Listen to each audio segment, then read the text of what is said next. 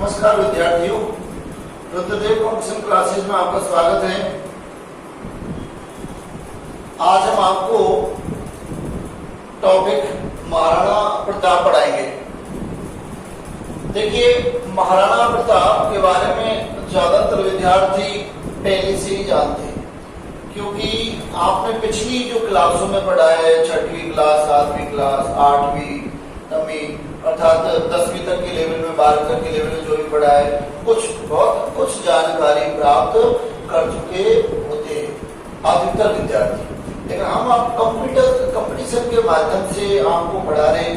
तो देखिए, जो भी टॉपिक है महाराणा प्रताप। महाराणा प्रताप का जो समय है कि राज्य का समय की राजा बना अर्थात राज्य का समय है, वो है 1572 के समय राज्यभिषेक हुआ और अंत में अर्थात इनकी मृत्यु हुई थी 1597 ईस्वी को। ठीक है, तो ये ही टाइम अक्सर लिखा जाता है, वो मैंने लिख दिया है। पूछा जाए महाराणा प्रताप का समय क्या है, 1572 से 1597 ईस्वी। ठीक है भाई, महाराणा प्रताप की अब बात आती है, ये आप जानते हैं कि सबसे पहले बात आती है जन्म। महाराणा प्रताप का जन्म, इनका जन्म 9 मई 1540 ईस्वी को हुआ था। 9 मई 1540 ईस्वी को हुआ था। ये आप सभी जानते हैं कहां पर हुआ, कुंभलगढ़ के किले में इनका जन्म हुआ।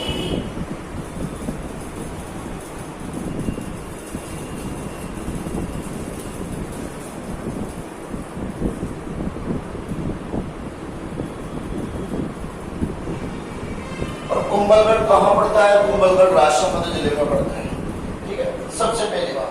इसके बाद में बात आती है इनकी माता का नाम, जो पिछली वीडियो में मैंने आपको बताया था कि पिछली वीडियो में उदय सिंह, महाराणा उदय सिंह पढ़ा था। तो महाराणा उदय सिंह की जो शादी हुई थी अखेराज सोंदरा की पुत्री थी जयवंताबाई, और जयवंताबाई से शादी हुई। ठीक है, और उसी से ये पुत्र उत्पन्न हुआ था, कौन? महाराणा प्रताप। तो इनकी माता का नाम जयवंताबाई।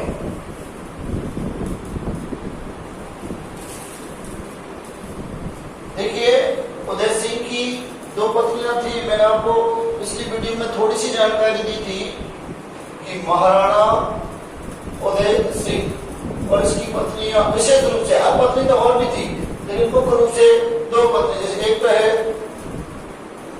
जयवंताबाई और एक थी भटियानी रानी, अर्थात रानी भटियानी और एक रानी जयवंताबाई, 2 थी। दोनों में कभी कोई प्रश्न पूछ लिया जाता है कि महाराणा प्रताप की माता का नाम था। अब आपको पता है पत्नी 2 थी, जयवंताबाई एक भटियानी, दोनों ही उदय सिंह की पत्नी है। अब किसका है? तो ये जयवंताबाई का है, कौन? महाराणा प्रताप। ठीक है, जबकि इस भटियानी का है जगमाल। कौन है? जगमाल। यही तो है कि पिछली वीडियो में मैंने छोटा सा बताया था, जानकारी दी थी कि महाराणा उदय सिंह और उदय सिंह की 2 रानियां थी, जयवंताबाई, भटियानी। लेकिन उदय सिंह अत्यधिक प्रेम करता था किससे? भटियानी से।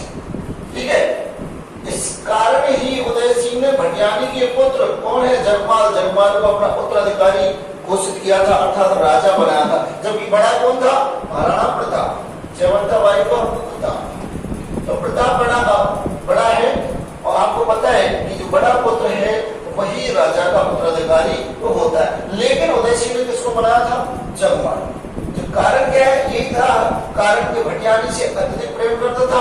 अब इससे अत्यधिक प्रेम करता तो इस भटियानी की ज्यादा चलती थी। आज भी देख लीजिए, घर परिवार में ऐसा ही होता है। ठीक है, जिसकी ज्यादा चलती है उसके अकॉर्डिंग ही कार्य होते हैं परिवारों में भी अक्सर। तो ये हुआ, इन्होंने कहा कि नहीं महाराज, मेरा पुत्र क्या बनेगा? उत्तराधिकारी बनेगा। इस कारण ये बना था, लेकिन इसको स्वीकार नहीं किया गया था मेवाड़ वाले सरदारों ने, और आखिरकार इसको महाराणा प्रताप को ही क्या बनाया गया, अर्थात प्रताप को ही राजा या महाराणा स्वीकार किया गया। ठीक है, माता का नाम, पिता का नाम आप जानते हैं कि महाराणा प्रताप के पिता का नाम उदय सिंह, जो इतिहास में बहुत ही इंपॉर्टेंट है। पिता का लिखने की आवश्यकता नहीं है। अब मैं पत्नी का नाम लिखता हूं, पत्नी, क्योंकि पत्नी का नाम है अजमादे पवार।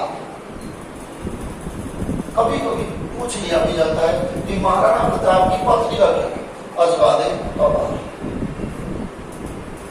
इनके बचपन का नाम क्या है,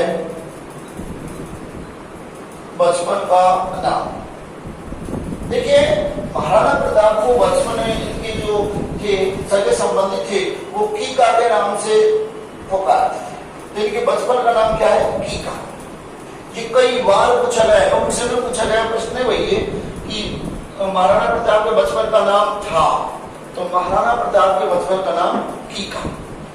तो सबसे पहली बात, जन्म 9 मई 1540 ईस्वी को कुंभलगढ़ में हुआ था। कुंभलगढ़ कहाँ पड़ता है, राजसमंद जिले में पड़ता है। कहाँ पड़ता है, राजसमंद, ये जिला है राजसमंद। आपको पता है राजसमंद झील भी है, और उस राजसमंद झील के नाम पर ही जिले का नाम भी क्या पड़ गया, राजसमंद। ठीक, हाँ। माता का नाम जयवंता बाई, पत्नी का नाम अजमादे पवार और बचपन का नाम कीका। सबसे इंपॉर्टेंट ये। इसके बाद में बात आती है कि महाराणा उदय सिंह ने महाराणा प्रताप को राजा या उत्तराधिकारी ने बना करके अपने छोटे पुत्र जगमाल को क्या बना दिया, उत्तराधिकारी बना दिया। महाराणा उदय सिंह ने अपने छोटे पुत्र जगमाल को उत्तराधिकारी घोषित किया। देखो ये जो यहां बताया जिसका कारण था कि स्नानी से लगा, लेकिन मेवाड़ के अर्थात चित्तौड़ के सरदारों ने स्वीकार नहीं किया, और 1572 ईस्वी में अर्थात 1572 ईस्वी में प्रताप को राजा या उत्तराधिकारी स्वीकार किया गया, अर्थात बनाया गया। ठीक है, और इसका जो राजस्व किया गया, राजा भी से वो किया गया गोविंदा। ध्यान दीजिए विद्यार्थियों कि ये व्यक्ति ऐसा है महाराणा प्रताप जिसका 2 बार राजस्व हुआ।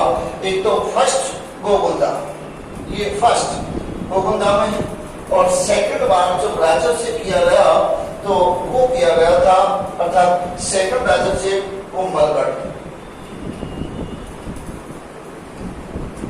कुंभलगढ़ यहाँ सेकंड बार राजस्व किया गया। अर्थात आपसे प्रश्न पूछ लिया जाए कि महाराणा प्रताप का राजस्व, अब कई बार एग्जाम में दिया है और कंफ्यूज भी दिया है, बीएसटीसी की पिछली एग्जाम में दिया था महाराणा प्रताप का राजस्व हुआ, ऑप्शन दोनों दे दिए, गोविंदा और कुंभलगढ़। अब असमंजस हो जाते ना, तो आप विशेषकर ध्यान दीजिए, दोनों ही हैं राजस्व के स्थान, अर्थात दोनों में क्या हुआ, इनका राजस्व हुआ। ठीक है, वैसे जिद्दी था, एक बात तय थी, इन्होंने पहले ही फिक्स कर दिया था कि मैं कभी मुगलों की अधीनता स्वीकार नहीं करूंगा, चाहे कुछ भी हो जाए, और ऐसे रहा, उस जिद पर अड़ा रहा, और ये वास्तव में ही वीर योद्धा था जिन्होंने कभी मुगलों की अधीनता स्वीकार नहीं की। चाहे इसके पिता हैं जिनका नाम उदय सिंह, वो मुगलों का सामना नहीं कर सके, और 1567-68 में जो युद्ध हुआ था, ठीक है, उसमें वो छोड़ करके चले गए, लेकिन ऐसा है कि इन्होंने मुकाबला किया था। इतिहासकार बोलते हैं कौन महान है, अकबर महान है या प्रताप महान है? ठीक है, कुछ कहते हैं अकबर महान है, अरे बिल्कुल सही है, कुछ कहते हैं प्रताप महान है, ये भी बात सही है, लेकिन दोनों तरीका से एंगल दोनों ही, उस दोनों ही एंगलों से देखा जाए तो महान कौन है? महान यही है, महाराणा प्रताप। क्यों? क्योंकि अगर महान नहीं होता तो अकबर इसका पीछा नहीं करता। ठीक है, ये भी तो है कि अगर ये महान नहीं होता, इसमें कुछ क्वालिटी नहीं होती, ऐसी बात नहीं होती कि ये वास्तव में वीर है, राजा है, तो अकबर फिर क्यों इसका पीछा करता? वो जब चाहता, जब उसको कुचलवा देता, किसी से भी कुचलवा देता। ठीक है, तो ये चीज है।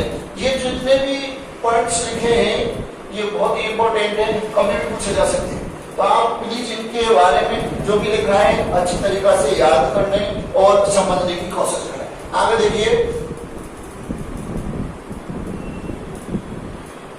जब महाराणा प्रताप और अकबर के बीच में वैमनस्यता बढ़ गई, ठीक है, और अकबर ने इसको पत्र भेजा कि आप हमारी आधिक्यता स्वीकार कर लीजिए, तब प्रताप ने मना कर दिया। ठीक है, लेकिन फिर भी अकबर ने इन्हें बार बार समझाने के लिए दूत भेजे, और दूत भी कितने भेजे? 4 दूत भेजे थे। तो अकबर द्वारा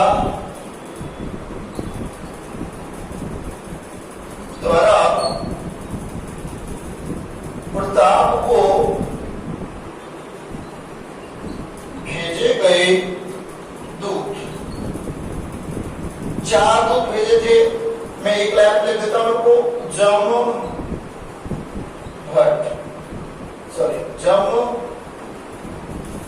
भट्ट लिख दो या भट्ट लिख दो, कोई दिक्कत नहीं। ये है जैसे जलाल का कोर्ची में से मानसिंह और ऐसे भगवत दास और ऐसे टोडापर, तो 4 दूत भेजे थे। ध्यान दीजिए, प्रश्न यहाँ से आता है, पेपर होता है एग्जाम में और पूछा जाता है, और उसके बारे में थोड़ा सा कंफ्यूज हो जाते हैं, तो वो कंफ्यूजता मैं दूर कर रहा हूँ आपकी।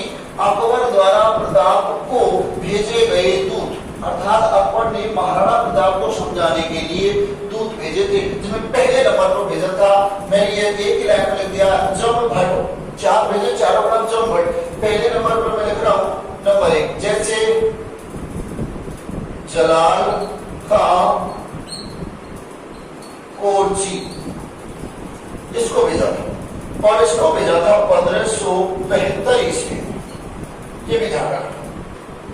सेकंड नंबर पर भेजा था कुंवर मानसिंह, अर्थात राजा मानसिंह। ठीक है,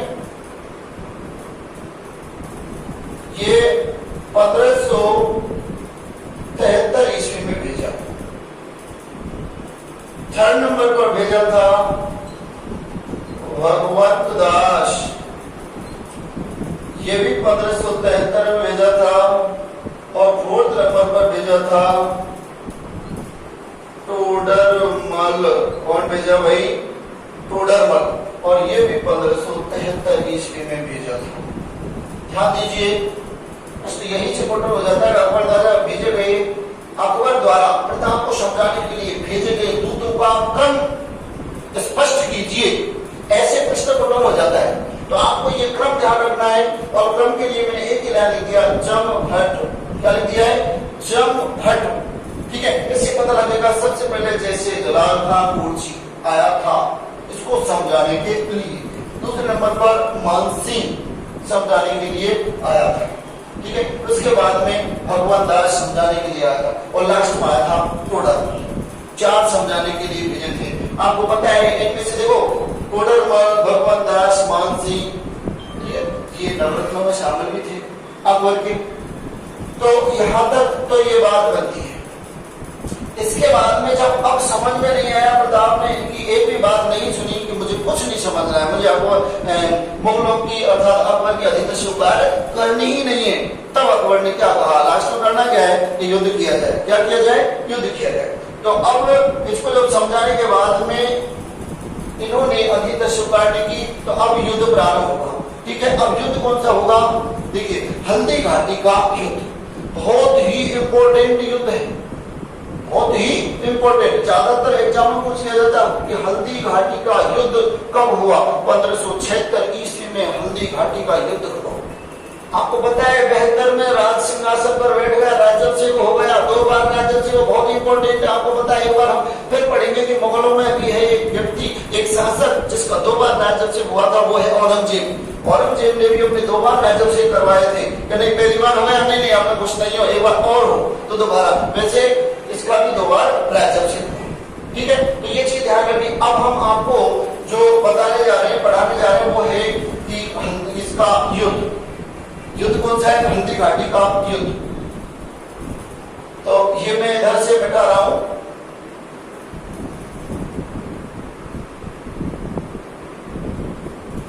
और आप चाहें तो जब भी बोर्ड पर मैं लिख देता हूं, उसके बाद में आप समझने में अगर ऐसा लगता हो तो आप इसकी स्क्रीनशॉट ले लिया करो। ठीक है, आप चाहें तो इसका स्क्रीनशॉट ले सकते हैं, जिससे कि बाद में भी लंबे समय तक याद रहे।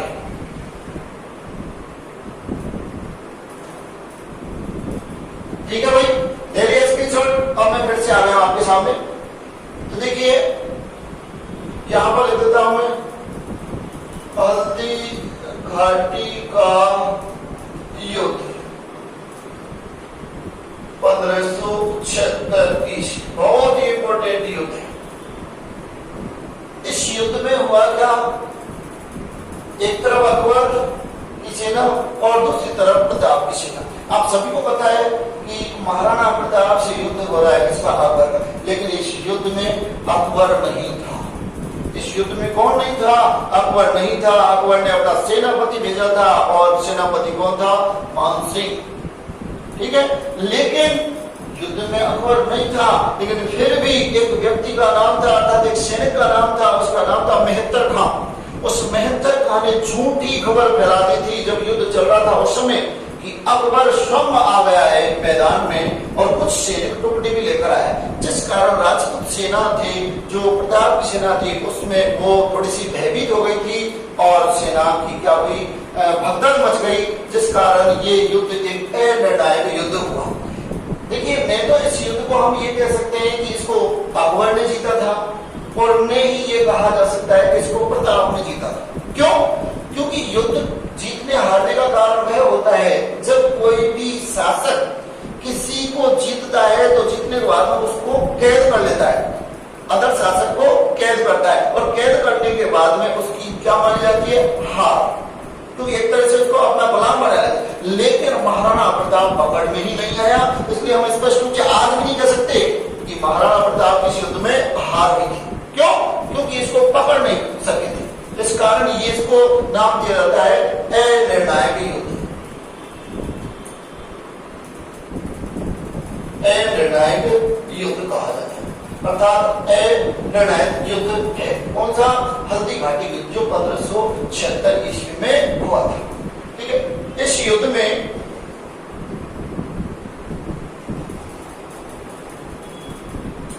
एक तरफ महाराणा प्रताप वर्सेस दूसरी तरफ अकबर।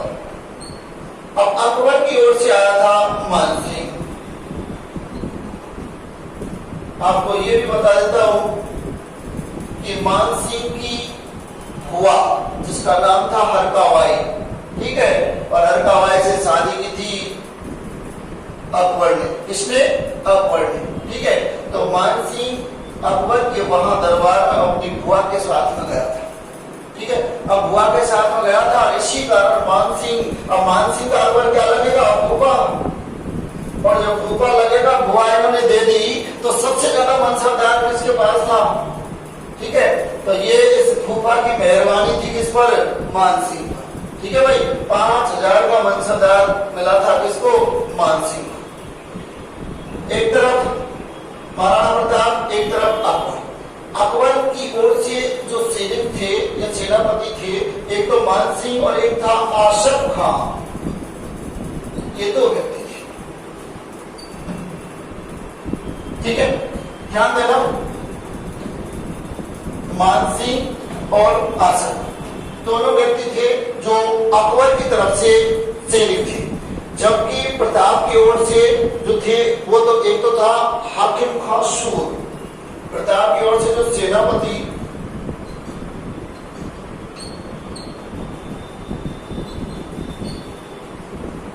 हाकिम खां सूर, और दूसरा पूजा भी, ये थी। ठीक है, बहुत इंपॉर्टेंट है, ध्यान रखना। पूछ लिया जाए प्रताप का सेनापति कौन कौन थे? हाकिम खां सूर और पूजा भी। अकबर के सेनापति मानसिंह और पास। ठीक है, युद्ध हुआ। युद्ध में प्रताप, जब स्थिति ऐसी हुई कि व्यक्ति है, मैं अभी बताया आपको, मिहितर खां, मिहितर खां, ये जो व्यक्ति है, इस मिहितर खां व्यक्ति ने एक झूठी खबर फैलाई थी। जब युद्ध चल रहा था, उस युद्ध चलते हुए युद्ध में इसने खबर फैलाई थी मिहितर खां ने कि अकबर स्वर्ण मैदान में आ गए, जिस कारण इस राज्य जो प्रताप की सेना थे, सैनिक थे, उनमें थोड़ी सी क्या मच गई, हलचल मच गई, हलचल मच गई थी। ठीक है, और इसी को देख करके, हलचल को देख करके प्रताप वहां से निकल गया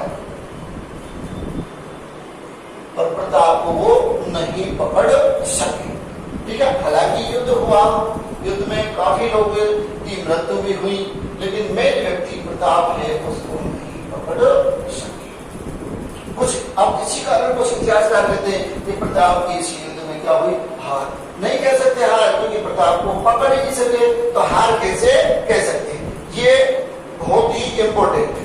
अब देखिए, जब प्रताप यहां से निकल गया तो झाला बीदा, प्रताप यहां से निकल गया, एक व्यक्ति है, कई बार पूछ रहा है प्रश्न, झाला बीदा, इसने प्रताप का मुकुट धारण किया था, इसने महाराणा प्रताप का मुकुट धारण किया और ये युद्ध लड़ना प्रारंभ किया। ठीक है, अर्थात ये युद्ध में महाराणा प्रताप के स्थान पर मुकुट धारण करके लड़े थे। कौन? झाला बीदा। तो प्रश्न जो अक्सर पूछे जाते हैं, जब राणा खानवा का युद्ध पड़ा था आपने, राणा सांगा, उस समय जब राणा सांगा के आंख में तीर लगा और राणा सांगा घायल होकर नीचे गिर गया, तब राव मालदेव, जोधपुर का शासक राव मालदेव की सहायता से राणा सांगा को बाहर ले जाया गया। तब भी एक व्यक्ति का नाम था झाला अज्जा। क्या नाम था? झाला अज्जा। उसने उसका मुकुट धारण करके और युद्ध जारी रखा था। ठीक है, तो उसमें तो कौन है? झाला अज्जा। यहाँ पर जब ये हल्दी घाटी का युद्ध है, इसमें जो प्रताप युद्ध क्षेत्र से, रण क्षेत्र से बाहर चला गया है, तो उसके स्थान पर उसका जो चिन्ह अर्थात राज मुकुट है, वो किसने धारण किया? वो झाला बीदा ने धारण किया था और उसने युद्ध जारी रखा। ध्यान दीजिए, जब सेना युद्ध लड़ रही हो और सेना का जो सेनापति या मुख्य व्यक्ति युद्ध क्षेत्र से बाहर चला जाता है, तो सैनिकों का मनोबल टूट जाता है और हार होना निश्चित है। इस कारण जैसे प्रताप यहां से गया, झाला बीदा ने तुरंत इसका राज चिन्ह अर्थात मुकुट धारण कर लिया, जिससे अन्य सैनिकों को ऐसा लगे कि हमारा जो सेनापति अर्थात राजा शासक है, वो हमारे बीच में ही युद्ध क्षेत्र में लड़ रहा है। इंपॉर्टेंट ये, ठीक है, ये यहां से निकल गया। तो एक प्रश्न ये बनता है कि हल्दी घाटी के युद्ध में महाराणा प्रताप के चले जाने पर, युद्ध छोड़कर चले जाने पर उसका राज चिन्ह किसने धारण किया? तो आंसर बनता है झाला बीदा। आंसर क्या बनता है? झाला बीदा। ठीक है विद्यार्थियों, तो यहां तक हल्दी घाटी का युद्ध। और अब इसमें और बढ़ चढ़कर आपके आगे मैं बताऊं कि ऐसा हुआ था, बहुत भयंकर युद्ध हुआ था। आप सभी जानते हैं युद्ध में होगा क्या? बतासे तो मिलेंगे नहीं, युद्ध में तो वही लड़ाई होगी जिसमें मार काट होगी, जाने जाएंगी, ये होगा। तो इस प्रकार से ये हल्दी घाटी का क्या हुआ? युद्ध। इस युद्ध के बाद में अब देखिए कि कुछ विद्वानों ने इस युद्ध के बारे में कहा कि अलग अलग नाम दिए। किसी ने कहा कि ये तो खमनौर का युद्ध है, ये गोविंदा का युद्ध है, ठीक है, ये बादशाहबाद का युद्ध है, ठीक है, तो मेवाड़ की थर्मोपल्ली, ये अन्य नाम दिए। तो इन नामों को भी देख लीजिए एक बार। अबुल फजल एक व्यक्ति है जिसका नाम है अबुल फजल। अबुल फजल ने कहा ये खमनौर का युद्ध है। किसका युद्ध है? खमनौर का युद्ध है। बदायूं ने कहा ये गोविंदा का युद्ध है। कर्नल जेम्स टॉड का नाम सुना है कि कर्नल जेम्स टॉड, तो कर्नल जेम्स टॉड ने कहा कि ये तो मेवाड़ की क्या है? थर्मोपल्ली है। ठीक है, मेवाड़ की थर्मोपल्ली।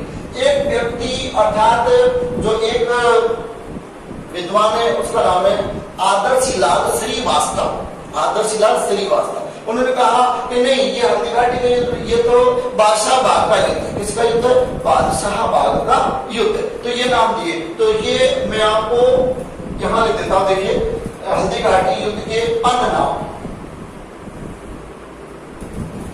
हल्दी घाटी युद्ध के अन्य नाम। नंबर 1 अबुल फजल, और अबुल फजल ने कहा इसको खमनौर का युद्ध। दूसरे नंबर पर है बदायूं, और बदायूं ने इसको कहा गोगुंदा का युद्ध, गोगुंदा का युद्ध। इसके बाद में थर्ड नंबर पर है कर्नल जेम्स टॉड, और कर्नल जेम्स टॉड ने इसे कहा मेवाड़ की थर्मोपल्ली, मेवाड़ की थर्मोपल्ली। और चौथे नंबर पर है आदर्शी लाल श्रीवास्तव, आदर्शी लाल श्रीवास्तव। और आदर्शी लाल श्रीवास्तव ने कहा है बादशाह बाग का युद्ध है,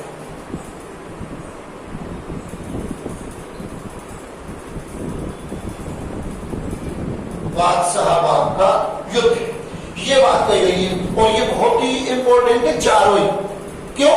क्योंकि चारों ही पूछ लिए जाते हैं। कभी पूछ लिया जाता है कि हल्दी घाटी के युद्ध को खमनौर का युद्ध किसने कहा? अबुल फजल ने कहा।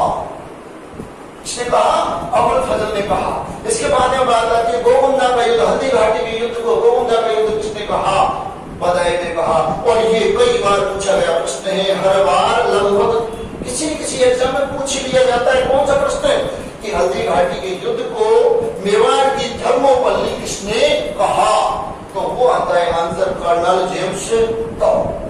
कौन है? Colonel James Tod. बहुत ही इंपॉर्टेंट है चारों ही। पूरा टॉपिक पढ़ने का महाराणा प्रताप को हो सकता है ये सभी पहले से आ चुके हैं, जितने भी हैं जो आ चुके हैं, और ये भी आते हैं, लेकिन इनको नहीं भूल पाते, यहाँ मिस हो जाता है। गोगुंदा का युद्ध किसने कहा? बदायूं की जगह आप गए अबुल फजल। आंसर क्या हो जाएगा? गलत। बहुत ही इंपॉर्टेंट है, चारों याद रखने बहुत जरूरी है।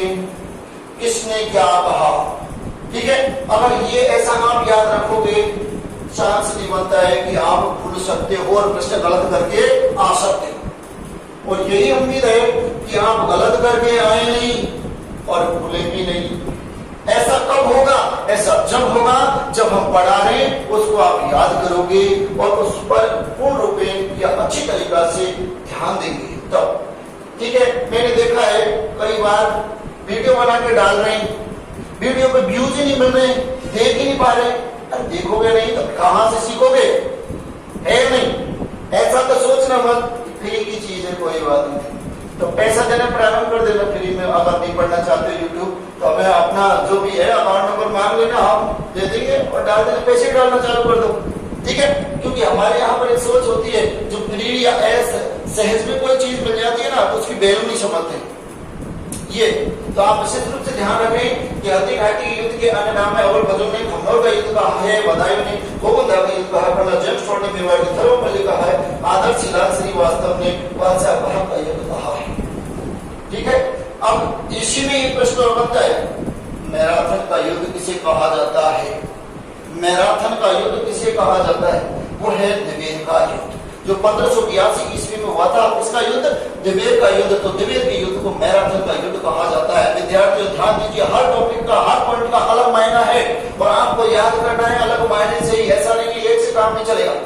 ठीक है, तो यहाँ तक अगर किसी को कोई दिक्कत हो तो आप कमेंट्स करें और जो भी है वो पूछें, कोई दिक्कत नहीं है। इसके बाद में मैं आगे की जो भी युद्ध है उनको पढ़ाना चालू करूँ, चाहे तो मैं इसी लंबी वीडियो बना दूं, एक ही देखता हूँ कितनी देर तक वीडियो हो गई है। हाँ, ज्यादा नहीं है, देखिए कोई दिक्कत नहीं है। ठीक है, आप देखिए कि जब महाराणा प्रताप यहाँ से भाग के चले गए, ठीक है, अकबर ने यहाँ पर अपना अधिकार कर लिया, तो प्रताप अपनी स्थिति मजबूत करने के लिए वहां से पहाड़ियों में चले गए। कहाँ चले गए? पहाड़ियों में चले गए। ठीक है, कोई बात नहीं। तब अकबर का सहयोग करने के लिए, प्रताप का सहयोग करने के लिए भामाशाह, और भामाशाह का भाई का नाम था तो ताराचंद और भामाशाह दोनों ने ही इसे आर्थिक रूप से सहयोग किया था। इसको महाराणा प्रताप। एक व्यक्ति का नाम है भामाशाह,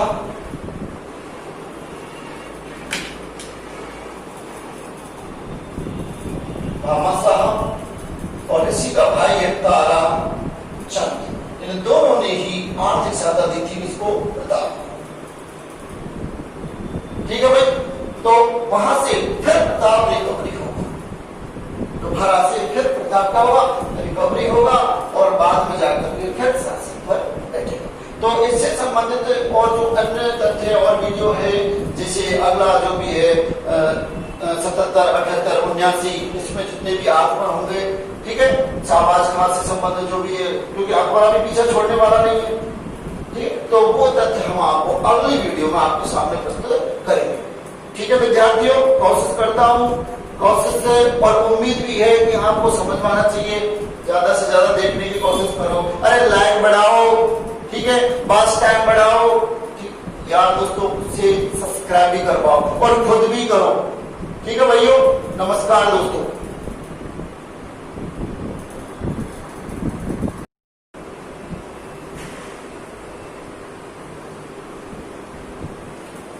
महाराणा प्रताप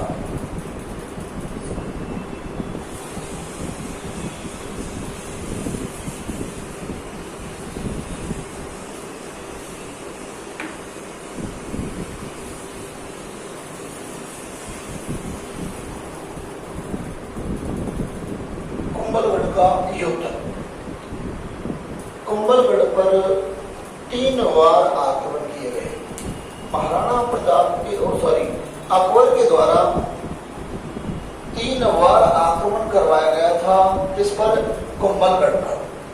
और वो 3 बार में देखो 1577, 1578 और 1579। इन ईस्वियों में कुंभलगढ़ पर आक्रमण किए गए। किसके द्वारा? अकबर के द्वारा आक्रमण करवाए गए। अकबर के। इसका सेनापति कौन था? शाहबाज खां। ये सेनापति था।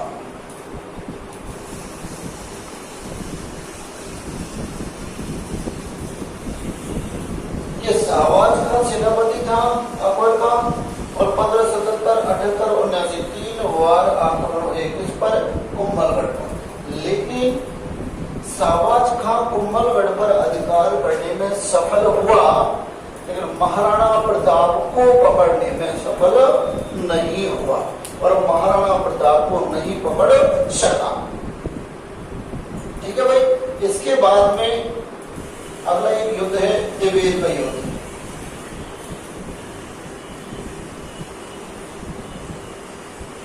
दिवेर का युद्ध। दिवेर का बहुत ही इंपॉर्टेंट है। 1582 ईस्वी में हुआ था। 1582 ईस्वी में हुआ था। और ये दिवेर को बहुत इंपॉर्टेंट क्यों? क्योंकि इस युद्ध को कर्नल जेम्स टॉड ने मेवाड़ का मैराथन कहा था। इस युद्ध को कर्नल जेम्स टॉड ने मेवाड़ का मैराथन कहा था। और इसीलिए ये इंपॉर्टेंट है युद्ध, क्योंकि कई बार पूछा गया प्रश्न है मेवाड़ का मैराथन किस युद्ध को कहा जाता है? दिवेर के युद्ध को मेवाड़ का मैराथन कहा जाता है। ठीक है भाई। दिवेर के युद्ध को मेवाड़ का मैराथन किसने कहा? कर्नल जेम्स टॉड ने कहा। तो ये आपको याद रखना। ये जो युद्ध है, एक तरफ तो प्रताप और दूसरी तरफ है अकबर का सेनापति सुल्तान खान। सुल्तान ये किसका सेनापति है? अकबर का सेनापति।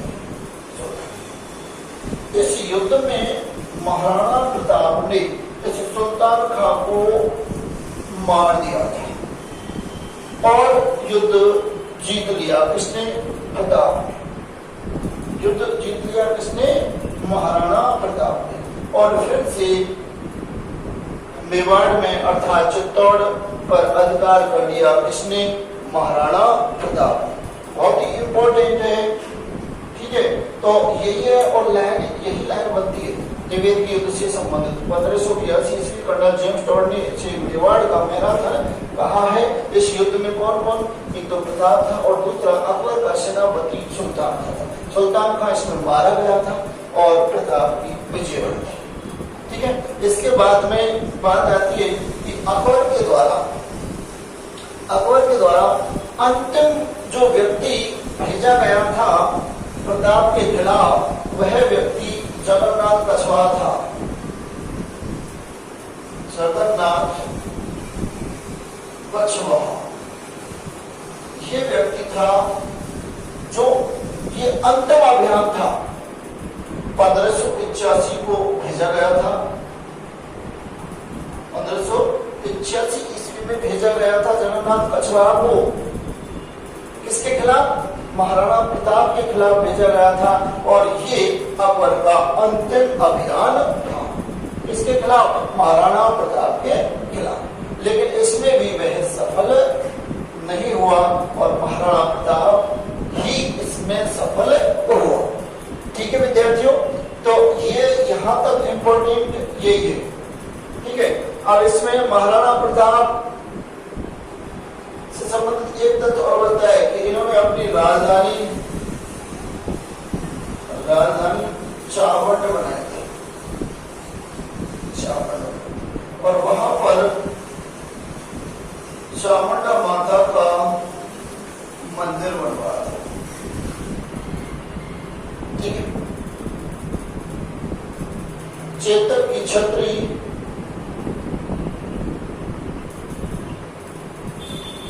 वलीचा में बनी हुई है।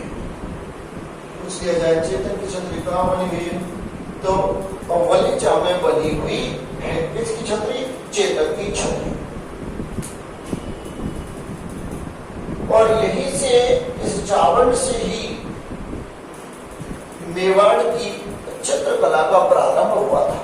तो पूछ लिया जाए कि मेवाड़ की चित्रकला का प्रारंभ कहाँ से हुआ, तो ये चावंड से ही हुआ था। किसका प्रारंभ?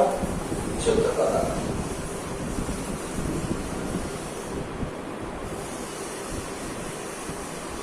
ठीक है भाई। इसके बाद में बात आती है कि महाराणा प्रताप की, तो महाराणा प्रताप की मृत्यु। महाराणा प्रताप की मृत्यु देखिए 1597 ईस्वी। कई बार पूछ लिया गया प्रश्न है कि महाराणा प्रताप की मृत्यु कब हुई, तो 1597 ईस्वी को इनकी मृत्यु हुई। कभी कभी क्या है एग्जैक्ट डेट भी पूछ ली जाती है, तो डेट पूछे तो 19 जनवरी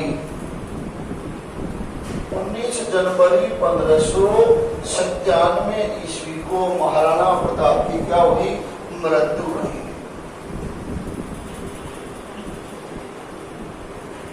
ठीक है भाई। और मृत्यु कहां पर हुई है? चावंड में। कुछ देते हैं मृत्यु कहां हुई? वही चावंड में इसकी मृत्यु। ठीक है।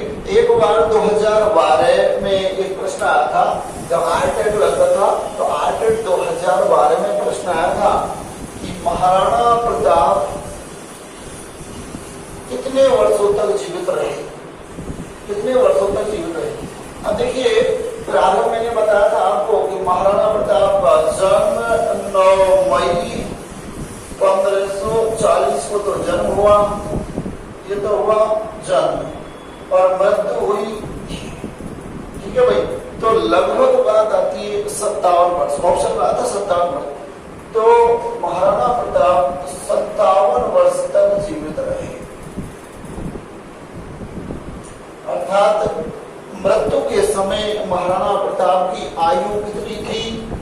मृत्यु के समय महाराणा प्रताप की आयु लगभग 57 वर्ष थी। 57 वर्ष की आयु में महाराणा प्रताप ने अपने प्राण त्याग दिए। ठीक है भाई, तो ये महाराणा प्रताप से संबंधित जो भी जानकारी थी वो आपके लिए। अब देखो एक और पूछ लिया जाएगा, प्रताप की 8 खंभों की छतरी कहाँ बनी हुई है? महाराणा प्रताप की 8 खंभों की छतरी कहाँ बनी हुई है? वो बारडोली में बनी हुई है। कहाँ पर बनी हुई है? बारडोली में। मैं लिख देता हूं, महाराणा प्रताप की 8 खंभों की छतरी बारडोली में बनी है या बनी हुई है। ठीक है भाई, तो ये संपूर्ण जो महाराणा प्रताप से संबंधित है वो महाराणा प्रताप की जानकारी होती है। ठीक, मैंने जो बताया था प्रारंभ में महाराणा प्रताप का जन्म कब हुआ था? 9 मई 1540 ईस्वी को हुआ था। महाराणा प्रताप कहाँ हुआ? कोमलगढ़ में हुआ था। महाराणा प्रताप आपके 2 बार राज्याभिषेक हुए थे, एक तो गोकुंडा में हुआ था, दूसरा कोमलगढ़ में हुआ था। महाराणा प्रताप की माता का नाम क्या था? जयवंताबाई थी। किसका पुत्र था? उदय सिंह, महाराणा उदय सिंह का पुत्र था। इसके बचपन का नाम क्या था? कीका। क्या था? कीका। ठीक है, इन्होंने जो युद्ध अकबर से युद्ध हुआ वो कौन सा युद्ध हुआ था? हल्दी घाटी। 1576 ईस्वी को युद्ध हुआ था हल्दी घाटी का, जिस जो युद्ध निर्णायक युद्ध था। और उस युद्ध के कई नाम दिए हुए थे कई इतिहासकारों ने। ठीक है, तो वो भी आपको, जैसे अबुल फजल ने क्या कहा, ये खमनौर का युद्ध है। ठीक है, बदायूं ने क्या कहा, ये गोकुंडा का युद्ध है। कर्नल जेम्स टोड ने क्या कहा, इसे मेवाड़ की धर्मोबली कहा जाता है इस युद्ध को। ठीक है, आदर्श लाल श्रीवास्तव ने क्या कहा, ये तो बादशाहबाग का युद्ध है, बहुत ही इंपॉर्टेंट है। ठीक है, अकबर ने प्रताप को समझाने के लिए 4 व्यक्तियों को भेजा था, जिससे मैंने कल जो बताया था पिछले समय कि जम भट्ट, चलाना गोरजी, मान सिंह और ऐसे भगवंत दास, ऐसे टोडरमल, इन व्यक्तियों को इन्होंने समझाने के लिए भेजा था। ठीक है, इसके बाद में बात आती है कोमलगढ़ पर 3 बार आक्रमण करवाए गए थे, 1577, 78 और 79। उस समय अकबर का सेनापति कौन था? शाहबाज खां। अब शाहबाज खां कोमलगढ़ के किले पर अधिकार करने में तो सफल हो गया, लेकिन महाराणा प्रताप को पकड़ नहीं सका। ठीक है, इसके बाद में आता है दिवेर का युद्ध 1582 ईस्वी में हुआ था। तो इसमें इस दिवेर के युद्ध को कर्नल जेम्स टोड ने मेवाड़ का मैराथन कहा है। और इसमें एक तरफ प्रताप, दूसरी तरफ सुल्तान खान। सुल्तान खान कौन था? अकबर का सेनापति था। इस युद्ध में सुल्तान खान को मार दिया था किसने? प्रताप ने। और प्रताप की विजय हुई और प्रताप ने फिर से चित्तौड़ पर अपना अधिकार कर लिया था। ठीक है भैया, इसके बाद में बात आती है कि अंतिम रूप से प्रताप के खिलाफ अंतिम रूप से अकबर द्वारा भेजे गए जो दूत था या अंतिम अभियान, वो जगन्नाथ कछवाड़ के नेतृत्व में भेजा गया था 1585 ईस्वी को, लेकिन जगन्नाथ कछवाड़ कुछ भी प्राप्त नहीं कर सका। अर्थात महाराणा प्रताप का कोई इसमें नुकसान नहीं हुआ। महाराणा प्रताप ने अपनी राजधानी को चावड़ में बनाया था और चावड़ में ही इन्होंने चावड़ माता का मंदिर बनवाया था। ध्यान दीजिए, चित्रकला चावड़ से प्रारंभ होती है। मेवाड़ की चित्रकला चावड़ से ही प्रारंभ होती है। चेतक की छतरी पलीचा में बनी हुई है और महाराणा प्रताप की 8 खंभों की छतरी या स्मारक बारडोली में बना हुआ है। महाराणा प्रताप की मृत्यु 19 जनवरी 1597 ईस्वी को हुई थी। महाराणा प्रताप की संपूर्ण जो आयु, मृत्यु के समय आयु लगभग 57 वर्ष। कितनी थी? 57 वर्ष की। फिक्स है, लगभग भी फिक्स है कि 57 वर्ष की आयु में महाराणा प्रताप ने अपने प्राण त्याग दिए। ठीक है विद्यार्थियों, नमस्कार।